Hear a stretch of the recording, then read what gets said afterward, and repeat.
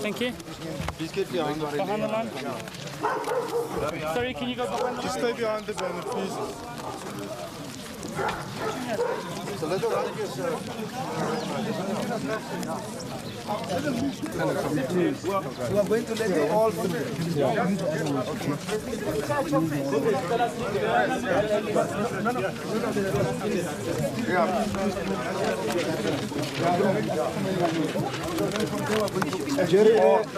no more people coming. Hold on, we are now going to announce the president. Not wait.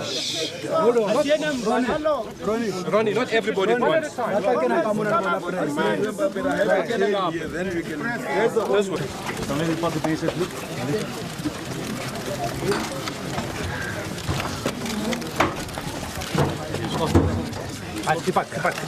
Okay. Sorry.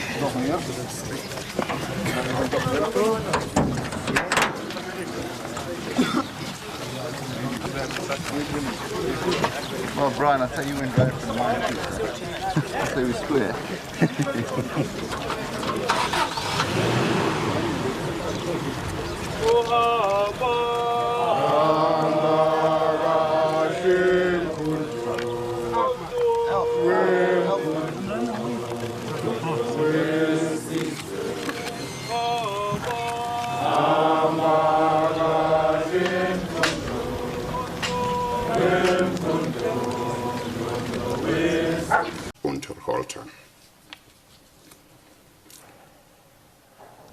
The applicant was, together with the late Mr. W. Lewis, convicted of the murder of the late Mr. Tembisile Chris Hani in 1993, and they were sentenced to death. Their appeal to the Supreme Court of Appeal failed. However, following upon the judgment of this court in S versus Makonyane, which declared the death penalty unconstitutional, their death sentences were commuted to life imprisonment. The applicant is serving his sentence of life imprisonment at Kgosi Mampuru II Correctional Center. He had served about 26 years of his sentence of life imprisonment when the minister made the impugned decision in March 2020. He has now served about 28 years or so of his sentence. It is not necessary to deal with the circumstances under which the applicant committed the crime of murder of which he was convicted and for which he is serving a sentence of life imprisonment, as they are well known. It suffices to say that when he and Mr. W. Lewis murdered the late Mr. Hani, Mr. Hani was the Secretary General of the South African Communist Party and was a prominent leader of the African National Congress, a husband to his wife and a father to his children. It is also important to refer to the types of remarks that the trial court made when it sentenced him, as well as the remarks of the Supreme Court of Appeal when that court dealt with his and Mr. W. Lewis' appeal. Some of the remarks of the trial court were quoted by the minister in his decision document. They included the following, and I quote, "In imposing the sentence of death, the trial court stated as follows, 13.4.1,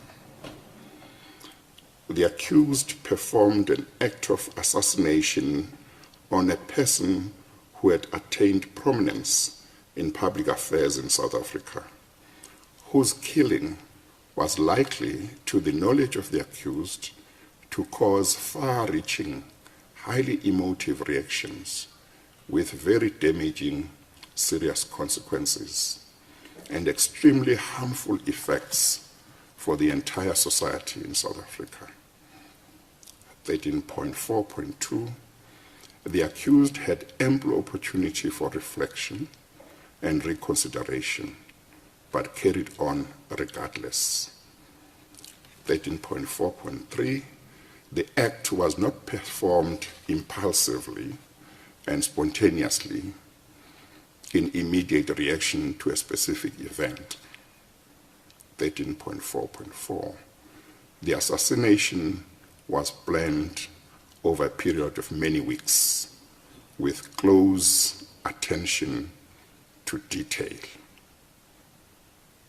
13.4.6, the murder was a deliberate, cold-blooded one. It was preceded by weeks of planning. 13.4.7, the trial court wished to send out the message loud and clear to any who contemplates assassination of political leaders as an acceptable option, what view the court takes of such conduct, close quotes. Furthermore, most of the sections in our Bill of Rights start with the phrase, everyone has a right. That is because the fundamental rights conferred in those sections are conferred on everyone. In the result, the following order is made. 1, leave to appeal is granted. 2, the appeal is upheld. 3, the decision of the Gauteng Division of the High Court, Pretoria, dismissing the applicant's application is set aside and replaced with the following. A, the decision of the Minister of Justice and Correctional Services made in March 2020 rejecting the applicant's application for parole is reviewed and set aside. B, the Minister of Justice and Correctional Services is ordered to place the applicant on parole on such terms and conditions as he may deem appropriate, and to take all such steps as may need to be taken to ensure that the applicant is released on parole within 10 calendar days from the date of this order. C, the Minister of Justice and Correctional Services is ordered to pay the applicant's costs, including the cost of true counsel. 4, the Minister of Justice and Correctional Services must pay the applicant's costs in this court, including the cost of true counsel, as well as the applicant's costs in the Supreme Court of Appeal in respect of the petition for leave to appeal. I hand down the judgment. As the court pleases, Chief Justice and other justices. Thank you. As the court pleases, Chief Justice and other justices. Thank you.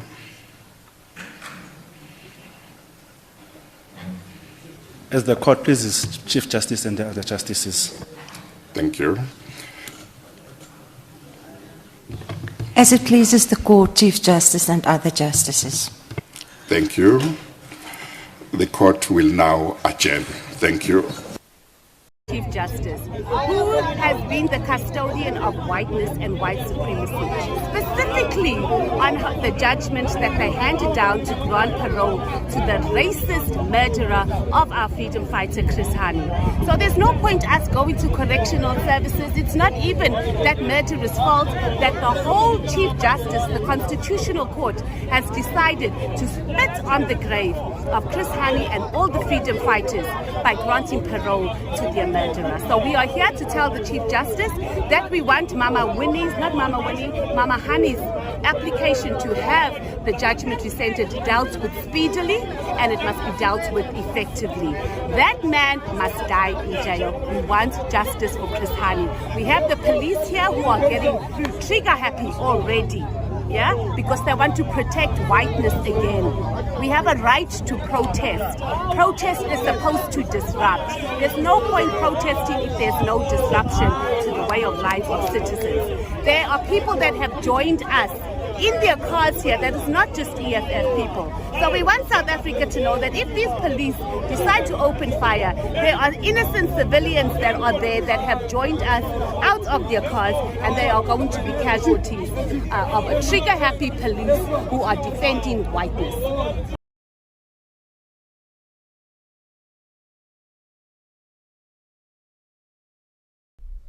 When we established ourselves in Lesotho and were able to set up the underground and military units inside the country and began to operate, South Africa became nervous. They decided to eliminate me in 1981 by sending an agent to plant a bomb under my car. That attempt was abortive. Then they made 2 other attempts to get me killed. In 81, rather than 82 or 81, I'm not sure, they sent units of the SADF to go and kill as many of our people inside the suit, including refugees. Because their intelligence was faulty, they thought that I was in the country. They tried to attack the flat where I used to stay. But just a flat away from my own, they attacked, convinced that I was in that flat, and killed the locals. So this was a measure of desperation. It was not only in Lesotho. They went across Mozambique and killed refugees, and a few of our comrades, they went into Botswana. They were crazy. They decided that they were going to take off their gloves and that they were going to kill anybody who harbored us, who was unfortunate to stay next to us, whether he was a Mosotho, a Motswana, a Zimbabwean. That was the nature of the frenzy existing in Pretoria. It makes me actually realize, you see, with impatience, the need to defeat, this regime. And I don't mince my words when I'm speaking about this regime. I hate it intensely. I hate it. Every time I stand on a platform, I'm reminded of these gruesome atrocities. I'm even reminded of my own children. If they had succeeded, they would have killed. My children were, at that time, one of them was 2 years old, another one 10 years, a baby. And I saw it as basically an inhuman regime, a cruel regime. People who were fighting for a right to oppress the majority of the people of this country. And I disagree with a lot of people who think that de Klerk and others have changed. Because de Klerk and others have done nothing about removing the forces that they created. It's not just Hammer, Van der Vestes, and Gel, Hugo, or whatever his name. It is those people who strategized and worked out the strategies and tactics of destroying us. De Klerk, Rolf Meyer, Adrian Flock, Magnus Malan. Big Potter, who were in the center of the strategy of killing people, in the State Security Council. And therefore, that's why some of us have got reservation about the amnesty they are talking about. Before you consider an amnesty, let us see what they did. When we were coming back, they forced us to fill forms to say, what did we do? And I think that should apply to them as well. I want to be honest. I was annoyed. I was marooned in the Transkei when the decision was taken to suspend Amstrad. My indemnity had been withdrawn. I spent more than 27 years in MK. I'd spent the best part of my life in an armed struggle against this regime. I was angry and bitter that this decision was taken without comprehensive consultation. That was my immediate gut feeling. I didn't sleep when our delegation was locked with de Klerk negotiating. I was waiting for the outcome. When there was that press conference early in the morning announcing the suspension of military activities, I felt like crying. I'm one of the people who have seen comrades dying, both inside the country and outside the country, in the struggle against the regime of terror in Pretoria. I know the names, I know the faces. I know how these young people put aside everything in life to concentrate in the fight against white domination. And I said to myself, probably this was the right decision.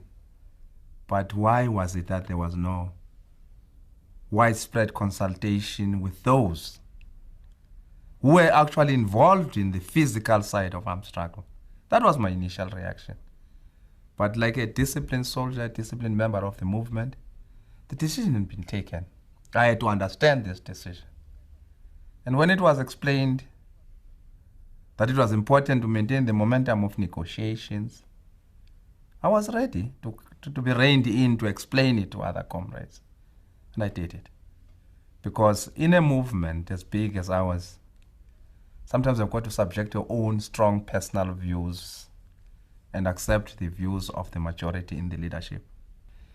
There's a certain form of attachment that South Africans have for this country. I'm speaking about those with whom we shared times in exile. I'm speaking about the excitement I sensed in MK cadres coming back into the country even before I came back legally. How they felt good about going back to South Africa, though they were going back to fight. That's the sort of love and patriotic fervor that we had. When I was coming back, I was saying that for me, this is a moment of happiness, of joy, sheer joy.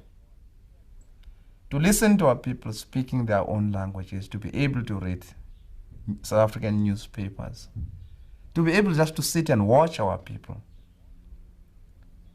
The beautiful people of South Africa who have been subjected to a cruelty no other people, or very few people in the world have seen.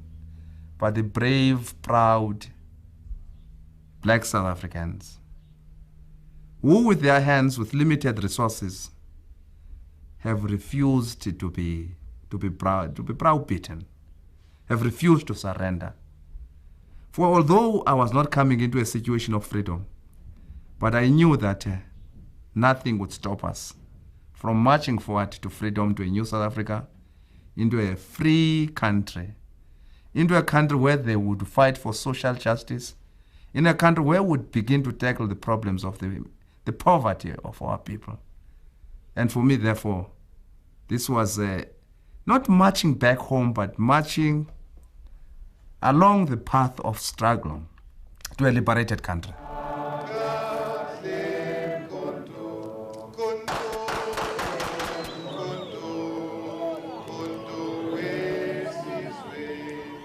Tea.